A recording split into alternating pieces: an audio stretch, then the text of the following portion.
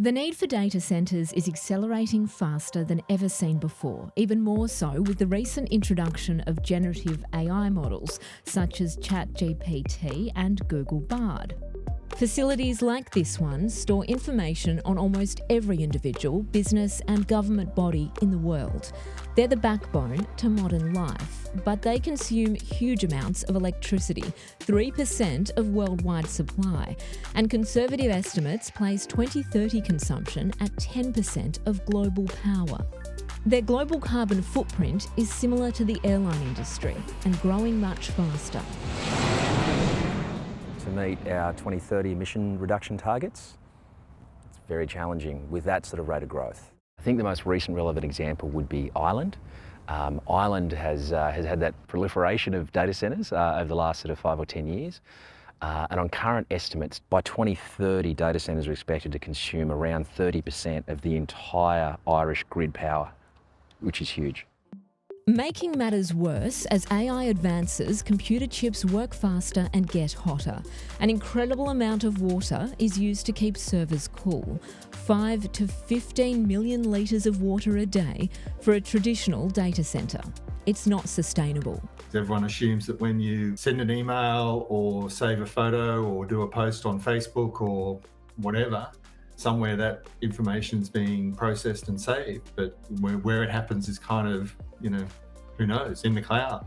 But every one of those things actually requires a data center somewhere or multiple data centers. There's different estimates for how much electricity data centers use, but the electricity we're using is being generated in a lot of ways, but a lot of coal-powered generation and gas-powered generation. So that's how the carbon footprint sort of accrues to us. It's not an insignificant carbon footprint. Green Square DC has gained approval here in Belmont for a traditional data facility, but decided instead to build the first of its new age green data centres. It's a $1 billion project. Not only will it be smaller than a traditional centre, it will run on certified green energy. Its data halls will be flexible with energy-efficient microgrids. It'll use liquid cooling techniques while looking to reuse waste heat and eliminate waste water while removing over 1.5 million litres of diesel fossil fuels from on-site backup generation. Plus, it can grow as AI expands and evolves. So the difference between the existing approval that we have and the Green Square DC version, the far more sustainable version we are going to build, is a 92% decrease in CO2 emissions per annum, which results in a 700,000 tonne saving per annum of CO2 into the atmosphere. An obvious environmental benefit, but why Perth? The city is already a crucial part of Australia's internet infrastructure. Subsea cables connect to Singapore, the Middle East and Europe. That means far faster connectivity than what the East Coast can supply. And it's cheaper. Energy costs are surging elsewhere in the country, but here in Western Australia, an independent report has found power pricing in Perth is by far the cheapest against the top 8 global data markets. The predicted savings are $56 million a year between running a 96 megawatt data centre in Perth as opposed to Sydney when operating on 100% certified green power, with all savings flowing through to Green Square DC's customers.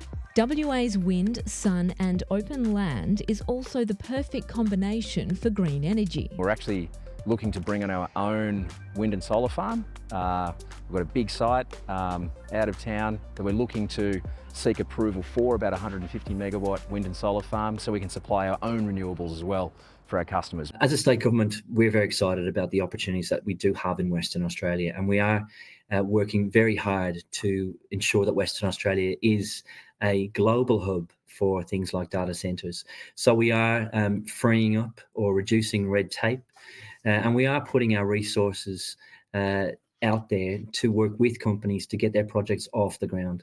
AI has the potential to be the next wave of demand that could sort of see us grow double and triple in size again. The goal really for Green Square DC is to demonstrate that you can have a far more sustainable data centre platform, but you can also have it in a way that is not more expensive. Actually, it's more cost effective.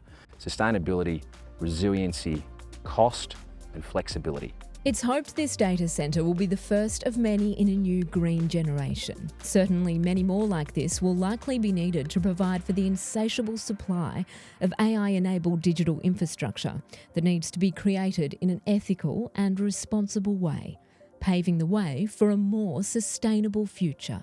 Net zero should be the end goal for everyone, for every corporation, for everything we do. That really should be the end goal.